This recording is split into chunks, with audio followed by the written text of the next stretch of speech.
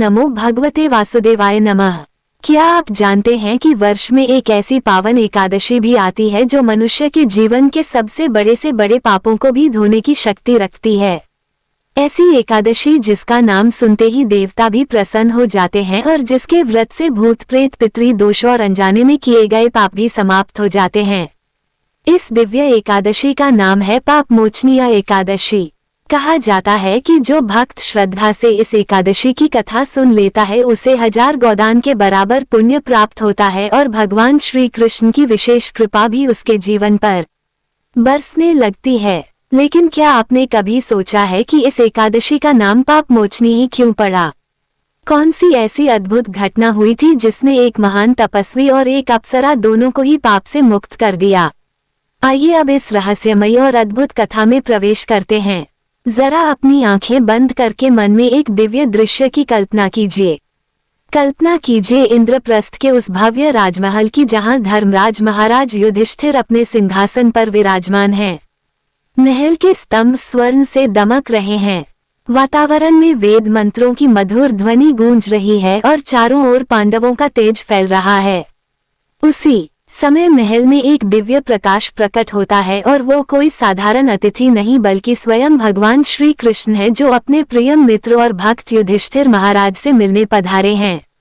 भगवान के दर्शन होते ही युधिष्ठिर महाराज तुरंत उठ खड़े होते हैं, हाथ जोड़कर उनका स्वागत करते हैं और बड़े विनम्र भाव से कहते हैं, हे माधव, हे जगन्नाथ, आपने संसार के कल्याण के लिए अनेक व्रतों और तिथियों का महत्व बताया है, किंतु अब मेरे मन में एक और जिज्ञासा उत्पन्न हो रही है।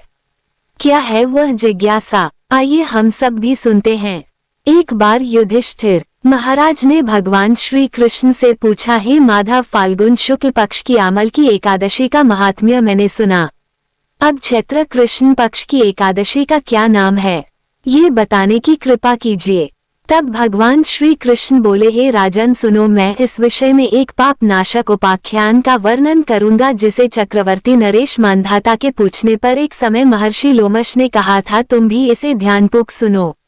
राजा मांधाता बोले, भगवान, मैं लोगों के हित की इच्छा से ये सुनना चाहता हूँ कि चैत्र मास के कृष्ण पक्ष में किस नाम की एकादशी होती है, उसकी क्या विधि है और उससे किस फल की प्राप्ति होती है, कृपया ये सब बातें मुझे बताइए। तब लोमश ऋषि कहने लगे, हे राजन, पूर्व समय की बात है, अप्सराओं से सेवित चैरित्र नामक वन में जहाँ गंधर्वों की कन्याएं अपने किंकरों के साथ बाजे बजाती हुई विहार करती हैं, मंजू घोष नाम की एक अप्सरा मुनिव मेधावी को मोहित करने के लिए गई।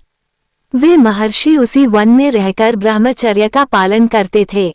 मंजू घोषा उन मुनि के भय से आश्रम से एक कोस दूर ही रुक गई और सुंदर ढंग से वीणा बजाती हुई मधुर स्वर से गीत गाने लगी। मुनि श्रेष्ठ मेधावी घूमते हुए उधर ही जा निकले और उस सुंदरी अप्सरा को इस प्रकार गायन करते देखकर सेना सहित कामदेव से परास्त होकर बरबस मोह के वशीभूत हो गए। मुनि की ऐसी अवस्था देखकर मंजू घोषा उनके समीप आई और वीणा नीचे रखकर उनका आलिंगन करने लगी। मेधावी भी सब कुछ भूलकर उसके साथ रमन करने लगे। कामवश रमन करते हुए उन्हें रात और दिन का भी भान ना रहा। इस प्रकार मुनिजनुचित सदाचार का लोप होने के कारण अप्सरा के साथ रमन करते करते उन्हें बहुत दिन बीत गए। मंजू घोषा अब देवलोक में जाने को तैयार हुई। जाते समय उसने मुनिश्रेष्ठ मेधावी से कहा, हे ब्राह्मण, अब मुझे अपने देश जाने की आज्ञा दीजिए। मेधावी बोले, देवी, जब तक सवेरे की संध्या ना हो जाए तब तक तुम मेरे पास ही ठहर जाओ। अप्सरा कहने लगी, ब्राह्मण, अब तक न जाने कितनी संध्या चली गई, आप मुझ पर कृपा करके जरा बीते हुए समय का विचार तो कीजिए। तब लोमशी आगे कहते हैं, राजन, अप्सरा की बात सुनकर मेधावी के नेत्र आश्चर्य से चकित हो गए। उस समय उन्होंने जब बीते हुए समय का हिसाब लगाया तब उन्हें पता चला कि उस अप्सरा के साथ रहते रहते तो उन्हें 57 वर्ष बीत चुके हैं। उसे अपनी तपस्या का विनाश करने वाली जानकर मुनि को उस अप्सरा पर बड़ा क्रोध आया। फिर उन्होंने उसे श्राप देते हुए कहा, पापिनी, तू पिशाचिनी हो जा। मुनि के श्राप से दग्धा होकर वह विनय से नतमस्तक होकर हाथ जोड़कर बोली, हे विप्रवर, मेरे श्राप का उद्धार कीजिए। 7 वाक्य बोलने या 7 कदम तक साथ चलने मात्र से ही सत्पुरुषों के साथ मैत्री हो जाती है। हे ब्राह्मण, मैंने तो आपके साथ अनेकों वर्ष बिताए हैं, इसलिए हे स्वामिन मुझ पर आप कृपा कीजिए। तब मुनि बोले, भद्रे मेरी बात सुनो, ये श्राप से उद्धार करने वाली है, क्या करूं? तुमने मेरी बहुत बड़ी तपस्या नष्ट कर डाली है। चैत्र कृष्ण पक्ष में जो शुभ एकादशी आती है उसका नाम है पाप मोचनी। वो सभी पापों का नाश करने वाली है। सुंदरी, उसी का व्रत करने पर तुम्हारी यह पिशाचता दूर हो सकेगी। ऐसा कहकर मेधावी मुनि अपने पिता मुनिवर च्यवन के आश्रम पर गए और उनसे सारा वृतांत कह सुनाया। उन्हें आया देखकर च्यवन मुनि ने उनसे पूछा, बेटा ये तुमने क्या किया? तुमने तो अपने समस्त पुण्यों का नाश कर डाला। मेधावी बोले, पिताजी मैंने अप्सरा के साथ रमन करने का पातक किया है। आप कृपा करके कोई ऐसा प्रायश्चित बताइए जिससे इस पाप का नाश हो सके। तब च्यवन मुनि ने कहा, पुत्र, चैत्र कृष्ण पक्ष में जो पाप मोचनी एकादशी होती है उसका व्रत करने पर पाप राशि का विनाश हो जाएगा। पिता का ये कथन सुनकर फिर मेधावी मुनि ने उस व्रत का अनुष्ठान किया जिससे उनका समस्त पाप नष्ट हो गया और वे पुनः तपस्या से परिपूर्ण हो गए। इसी प्रकार मंजूघोषा ने भी इस उत्तम व्रत का पालन किया। पाप मोचनी का व्रत करने के कारण वह पिशाच योनि से मुक्त हो गई और दिव्य रूप धारणी श्रेष्ठ अप्सरा होकर स्वर्गलोक को चली गई। तब लोमश ऋषि ने राजा मांधाता से कहा, राजन, जो श्रेष्ठ मनुष्य पाप मोचनी एकादशी का व्रत करते हैं उनका सारा पाप नष्ट हो जाता है। इसको पढ़ने और सुनने से सहस्त्र गोदान का फल मिलता है।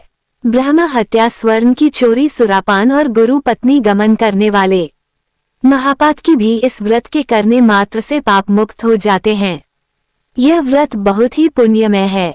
हे युधिष्ठिर, अब मैं तुम्हें पापनाशन स्तोत्र भी सुनाता हूँ। ध्यान पूर्वक श्रवण करो, जिसके सुनने और पढ़ने से समस्त पापों का शमन हो जाता है। महर्षि वेदव्यास जी द्वारा रचित 18 पुराणों में से एक अग्नि पुराण में अग्निदेव द्वारा महर्षि वशिष्ठ को दिए गए विभिन्न उपदेश हैं और इसी के अंतर्गत इस समस्त पापनाशक स्तोत्र के बारे में महात्मा पुष्कर कहते हैं कि मनुष्य चित्त की मलिनता वश चोरी, हत्या, पर स्त्रीगमन आदि तरह तरह के पाप करता है, पर जब चित्त कुछ शुद्ध होता है तब उसे इन पापों से मुक्ति की इच्छा होती है। उस समय भगवान नारायण की दिव्य स्तुति करने से समस्त पापों का प्रायश्चित पूर्ण हो जाता है। इसलिए इस दिव्य स्तोत्र का नाम समस्त पापनाशक स्तोत्र है। महात्मा पुष्कर कहते हैं, सर्वव्यापी श्री विष्णु को सदा नमस्कार है, श्री हरि विष्णु को नमस्कार है। मैं अपने चित्त में स्थित सर्वव्यापी अहंकार शून्य श्री हरि को नमस्कार करता हूँ। मैं अपने मानस में विराजमान अव्यक्त अनंत और अपराजित परमेश्वर को नमस्कार करता हूँ। सबके पूजनीय, जन्म और मरण से रहित प्रभावशाली श्री विष्णु को नमस्कार है। श्री विष्णु मेरे चित्त में निवास करते हैं। श्री विष्णु मेरी बुद्धि में विराजमान है। श्री विष्णु मेरे अहंकार में प्रतिष्ठित हैं और श्री विष्णु मुझ में भी स्थित हैं। वे श्री विष्णु ही चराचर प्राणियों के कर्मों के रूप में स्थित हैं। उनके चिंतन से मेरे पाप का विनाश हो। जो ध्यान करने पर पापों का हरण करते हैं और भावना करने से स्वप्न में दर्शन देते हैं। इंद्र के अनुज शरणागतों का दुख दूर करने वाले उन पापाहारी श्री विष्णु को मैं नमस्कार करता हूँ। मैं इस निराधार जगत में अज्ञानांधकार में डूबते हुए को हाथ का सहारा देने वाले परात्पर स्वरूप श्री विष्णु के सम्मुख प्रणत होता हूँ। सर्वेश्वर प्रभु कमल नयन परमात्मन ऋषिकेश आपको नमस्कार है। इंद्रियों के स्वामी श्री विष्णु आपको नमस्कार है। हे नरसिंह अनंत स्वरूप गोविंद, समस्त भूत प्राणियों की सृष्टि करने वाले केशव, मेरे द्वारा जो दुर्वचन कहा गया हो अथवा पापपूर्ण चिंतन किया गया हो, मेरे उस पाप का प्रशमन कीजिए। आपको नमस्कार है। केशव, अपने मन के वश में होकर मैंने जो न करने योग्य अत्यंत उग्र पापपूर्ण चिंतन किया है उसे शांत कीजिए। परमार्थ परायण ब्राह्मण प्रिय गोविंद, अपनी मर्यादा से कभी च्युत न होने वाले जगन्नाथ, जगत का भरण पोषण करने वाले देवेश्वर, मेरे पाप का विनाश कीजिए। मैंने मध्याह्न, अपराह्न, सायंकाल एवं रात्रि के समय जानते हुए अथवा अनजाने शरीर, मन एवं वाणी के द्वारा जो पाप किया हो, पुंडरीका, ऋषिकेश, माधव, आपके इन 3 नामों के उच्चारण से मेरे वे सब पाप क्षीण हो जाए। हे कमल नयन, लक्ष्मीप्ते इंद्रियों के स्वामी माधव, आज आप मेरे शरीर एवं वाणी के द्वारा किए हुए पापों का हनन कीजिए। आज मैंने खाते, सोते, खड़े, चलते अथवा जागते हुए मन, वाणी और शरीर से जो भी नीच एवं नरक की प्राप्ति कराने वाला सूक्ष्म अथवा स्थूल पाप किया हो, भगवान वासुदेव के नाम उच्चारण से वे सब विनष्ट हो जाए। जो परब्रह्म, परमधाम और परम पवित्र हैं, उन श्री विष्णु के संकीर्तन से मेरे सब पाप लुप्त हो जाए। जिसको प्राप्त होकर ज्ञानी जन पुनः लौटकर नहीं आते, जो गंध स्पर्श आदि तन मात्राओं से रहित हैं, श्री विष्णु का वह परम पद मेरे पापों का शमन करें। जो मनुष्य पापों का विनाश करने वाले इस स्तोत्र का पठन अथवा श्रवण करता है, वह शरीर, मन और वाणी जनित समस्त पापों से छूट जाता है एवं समस्त पाप ग्रहों से मुक्त होकर श्री विष्णु के परम पद को प्राप्त होता है। इसलिए किसी भी पाप के हो जाने पर इस स्तोत्र का जप करें। ये स्तोत्र पाप समूहों के प्रायश्चित के समान है। कृत्र आदि व्रत करने वालों के लिए भी यह श्रेष्ठ है। स्तोत्र जप और व्रत रूप प्रायश्चित से संपूर्ण पाप नष्ट हो जाते हैं। इसलिए भोग और मोक्ष की सिद्धि के लिए इनका अनुष्ठान करना चाहिए। भगवान श्री कृष्ण कहते हैं, हे युधिष्ठिर, जो भी भक्त श्रद्धा और भक्ति के साथ पाप मोचनी एकादशी का व्रत करता है, कथा सुनता है और भगवान का स्मरण करता है, उसके जीवन के सभी पाप नष्ट हो जाते हैं।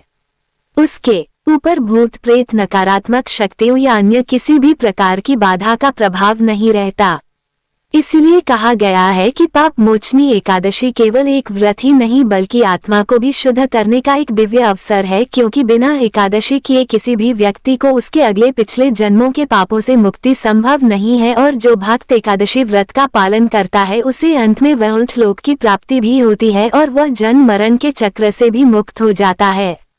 लेकिन भक्तों, एक बात हमेशा याद रखनी चाहिए कि बिना 11 माता की कथा सुने कोई भी एकादशी कथा पूर्ण नहीं मानी जाती, क्योंकि 11 माता स्वयं एकादशी तिथि की अधिष्ठात्री देवी हैं और भगवान विष्णु ने उन्हें यह वरदान दे रखा है कि जो भक्त एकादशी के दिन भगवान विष्णु की पूजा करेंगे, उन्हें एकादशी माता का आशीर्वाद भी प्राप्त होगा और एकादशी माता की कृपा से ही एकादशी का व्रत भी सफल होगा।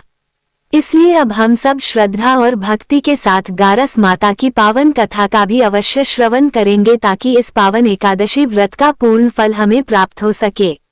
एक बार देवर्षि नारद जी बैकुंठ लोक को गए। वहां उन्होंने भगवान श्री लक्ष्मी नारायण जी को प्रणाम किया। फिर नारद जी ने श्री हरि से कहा, प्रभु, अब धरती पर आपका प्रभाव कम हो रहा है। धर्म पर चलने वालों को कोई अच्छा फल नहीं मिल रहा। जो पाप कर रहे हैं उनका भला हो रहा है। तब श्री हरि कहने लगे, ऐसा नहीं है देवर्षि, जो भी हो रहा है सब नियति के कारण हो रहा है। श्री हरि की बात सुनकर नारद जी बोले, प्रभु, मैं तो देखकर आ रहा हूँ कि पापियों को तो अच्छा फल मिल रहा है, लेकिन भला करने वाले और धर्म के रास्ते पर चलने वाले लोगों को बुरा फल मिल रहा है। उन्हें दुख भोगने पड़ रहे हैं। भगवान ने कहा, देवर्षि, कोई ऐसी घटना बताओ जिससे तुम्हें ये लग रहा हो। नारद जी कहने लगे, प्रभु, अभी अभी मैं एक जंगल से आ रहा हूँ। वहां पर एक गाय दलदल में फंसी हुई थी। कोई भी उसे बचाने वाला नहीं था। थोड़ी ही देर के बाद मैंने देखा कि एक चोर उधर से गुजरा। दलदल में फंसी हुई गाय को देखकर वो रुका तक नहीं, बल्कि उस गाय पर पैर रखकर वह दलदल से भरा हुआ गड्ढा लंघकर आगे निकल गया। आगे गया तो उस चोर को सोने की मोहरों से भरी एक थैली मिली। थोड़ी ही देर बाद वहां पर एक साधु महाराज आए। उन्होंने उस गाय को दलदल में फंसा देखा तो गाय को बाहर निकालने की पूरी कोशिश की और पूरी ताकत लगाकर आखिरकार उस गाय को निकाल लिया। गाय को बाहर निकालने के प्रयास में वह साधु महाराज खुद दलदल से लथपथ हो गए थे। जब वह साधु महाराज आगे बढ़े तो एक गड्ढे में गिर गए और उन्हें चोट लग गई। प्रभु, अब आप ही बताइए, ये कौन सा न्याय है। नारद जी की पूरी बात सुन लेने के बाद श्री हरि बोले, देवर्षि, यह सही ही हुआ। जो चोर गाय पर पैर रखकर भाग गया था, उसकी किस्मत में तो एक खजाना था, लेकिन उसके इस पाप के कारण उसे केवल कुछ मोहरे ही मिल पाए। वहीं उन साधु महाराज को गड्ढे में इसलिए गिरना पड़ा क्योंकि उनके भाग्य में उस समय मृत्यु लिखी हुई थी, लेकिन एक गाय को बचाने के कारण, दलदल से बाहर निकालने के कारण उनके पुण्य बहुत अधिक बढ़ गए और उनकी मृत्यु बस एक छोटी सी चोट में बदल गई। इंसान के कर्म से ही उसका भाग तय होता है देवर्षि। इसलिए अच्छे कर्म करना कभी भी नहीं छोड़ना चाहिए। श्री हरि की बात सुनकर देवर्षि नारद मुस्कुराते हुए और प्रभु को प्रणाम करते हुए नारायण नारायण कहकर प्रभु की रचाई हुई सृष्टि की अन्य लीलाएं देखने के लिए चल पड़े। प्रेम से बोलिए श्री लक्ष्मी नारायण भगवान की जय। अब सुनिए एकादशी माता की कथा। इस कथा को सुनने से ही एकादशी का व्रत पूरा माना जाता है। श्रोताओं, एक बार एक बूढ़ी माँ ने एकादशी का उपवास रखा। बड़ी ही भक्ति भाव से वो एकादशी की पूजा किया करती थी। वे बूढ़ी हो चुकी थी। उन्हें वृद्धावस्था में कोई भी ऐसी वस्तु नहीं चाहिए थी जो वे एकादशी का उपवास रखती, क्योंकि एकादशी का उपवास रखने से तो श्री हरि की कृपा से सब कुछ मिल जाता है।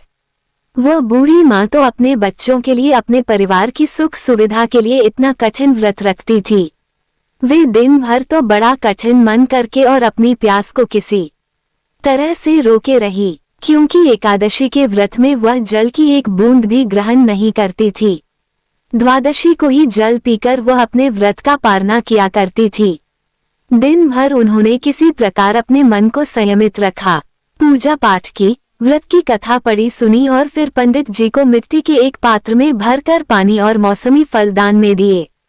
दोना भरकर शक्कर भी वितरित की। उन्हें गर्मी के कारण बड़ी बेचैनी हो रही थी। एक तो निराहार और निर्जल रहकर उपवास रखा था और ऊपर से प्यास भी अधिक सता रही थी।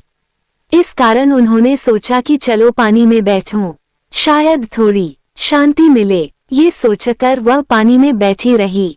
पानी से बार बार कुल्ला करती और मुंह हाथ धोती रही। तब कहीं जाकर उन्हें थोड़ा बहुत चैन मिला। एक तो धूप तेज की पड़ रही थी, इस कारण बार बार बूढ़ी माँ का मुंह सूखा जा रहा था। बूढ़ी माँ बड़ी बेचैन हो रही थी। एक तो बुढ़ापा, दूसरा ये भयंकर गर्मी। बुढ़ापे की तो स्थिति ही कुछ ऐसी होती है, बड़ी मुश्किल से धीरज बन पाता है। अब किसी प्रकार रो धोकर दिन कट पाया। अब बूढ़ी माँ के सामने पहाड़ सी लंबी रात थी, जिसका कट पाना बड़ा ही मुश्किल दिखाई दे रहा था। चारपाई पर पड़ी हुई बूढ़ी माँ को किसी प्रकार भी शांति नहीं मिल रही थी। बार बार प्यास के मारी गला सूख रहा था और वे इस प्रकार बेचैन होकर करवटें बदलती जा रही थी। कई बार उठकर वे घर के बाहर जाती फिर अंदर आ जाती। ना उन्हें घर के अंदर शांति मिल रही थी ना बाहर। वे पड़ी पड़ी एकादशी माता को याद करती रही और मन में ध्याती रही कि हे माता, आप मेरी लाज रखिएगा, आप ही मुझे शक्ति दीजिएगा ताकि मैं भली भांति आपका व्रत कर सकूं और ये पहाड़ सी रात सुकून से बीत जाए। प्यास के कारण बूढ़ी माँ की बेचैनी तो बढ़ ही रही थी। उन्होंने धैर्य रखने का बहुत प्रयास किया, लेकिन आखिरकार उनकी सहनशीलता की सीमा टूट गई और वे घबराकर प्यास के मारे एकदम चिल्ला पड़ी, बचाओ बचाओ। बूढ़ी माँ का चिल्लाना सुनकर उनके परिवार के सभी सदस्य उनके आसपास इकट्ठा हो गए और बूढ़ी माँ की चारपाई के पास पहुँच गए। सब बोले, अम्मा जी क्या हुआ आपको, क्यों चिल्ला रही हो, और जब आपसे व्रत नहीं रखा जाता तो इस बुढ़ापे में इतना कठिन व्रत क्यों कर रही हो। अम्मा जी, अगर शरीर में ताकत है तभी तो भक्ति हो पाएगी, आप पानी पी लीजिए। बूढ़ी माँ अपने परिवारजनों से बोली, मेरे तो प्यास के मारे प्राण ही निकले जा रहे हैं, जरा जल्दी से मेरी छाती पर ठंडे पानी का घड़ा तो रख दो। नातियों ने दौड़कर दादी की छाती पर ठंडे पानी का बर्तन रख दिया। तब कहीं जाकर उन्हें थोड़ा बहुत सुकून मिला, और जब सुकून मिला तो थोड़ी देर के लिए उन्होंने अपनी आंखें बंद कर ली। इधर एकादशी माता सोचने लगी, यह है तो बूढ़ी माँ, लेकिन बड़े नियम से मेरा व्रत रखती हैं, चलकर इनकी परीक्षा लेनी चाहिए। ऐसा विचार कर एकादशी माता आधी रात को मुर्गा बनकर कुकड़ू करने लगी। मुर्गी की टैरा सुनकर बूढ़ी माँ जल्दी से उठी और बाहर जाकर आसमान की ओर निहारा, लेकिन आसमान में तो कहीं भी उन्हें सुबह का तारा दिखाई ही नहीं दिया। अब वे सोचने लगी कि फिर यह मुर्गा भला क्यों और कैसे बोल गया। एक तो उन्हें प्यास लग रही थी, अब थोड़ा बहुत उनका मन भी बेचैन होने लगा। आखिरकार उन्होंने ये दृढ़ निश्चय किया कि अब तो मैं इस व्रत को पूरा करके ही छोड़ूंगी, फिर चाहे व्रत पूरा होने तक मेरे प्राण ही क्यों ना निकल जाए। मन में ऐसा पक्का निश्चय कर वो वापस चारपाई पर आकर लेट गई। थोड़ी ही देर के बाद एकादशी माता ने उनकी फिर से परीक्षा लेनी चाहिए तो वो एक छोटी सी कन्या का रूप धरकर गिलास में मीठा पानी लेकर उनके सिरहाने खड़ी हो गई और जोर से बोली, दादी जी सवेरा हो गया है, आप हाथ मुंह धोकर शरबत पी लीजिए। पहले तो शरबत का भरा हुआ गिलास देखकर बूढ़ी माँ का मन ललचाने लगा। प्यास के मारे गला जो सूख रहा था, किंतु अचानक उन्हें याद आया कि उनका तो एकादशी का उपवास है। फिर उन्होंने सोचा कि अभी तो वे किसी भी तरह से यह शरबत नहीं पी सकती और फिर वे चुपचाप वापस अपनी चारपाई पर लेट गई। जैसे ही उनकी आंख लगी तभी उन्हें एहसास हुआ कि मानो किसी ने उन्हें पानी से भरे हुए कुएं में पटक दिया हो। वे बहुत देर तक उस कुएं में हाथ पांव चलाती रही, लेकिन इस बीच उन्होंने अपने मुंह में पानी की एक बूंद भी नहीं जाने दी, क्योंकि उनका एकादशी का उपवास जो था और वे पक्के निश्चय के साथ अपना व्रत पालन करती रही। थोड़ी ही देर में उन्हें ऐसा लगा मानो सामने आग जल रही हो। आग के कारण बड़ी भारी गर्मी लगने लगी। प्यास के मारे उनके प्राण निकलने लगे, लेकिन इतना सब होने के बाद भी बूढ़ी माँ ने पानी की एक बूंद भी नहीं पी। वे तो बस चारपाई पर बैठी बैठी एकादशी माता का ध्यान करती रही। अब सवेरा होने में बस कुछ ही समय है, ये जानकर वे बड़ी तसल्ली के साथ इधर उधर घूमने लगी। एकादशी माता अब तक ये बात अच्छी तरह से समझ गई कि इन बूढ़ी माँ को किसी भी प्रकार से अपने व्रत से नहीं टाला जा सकता। वे उनके सत्यव्रत को भली भांति समझ गई थी।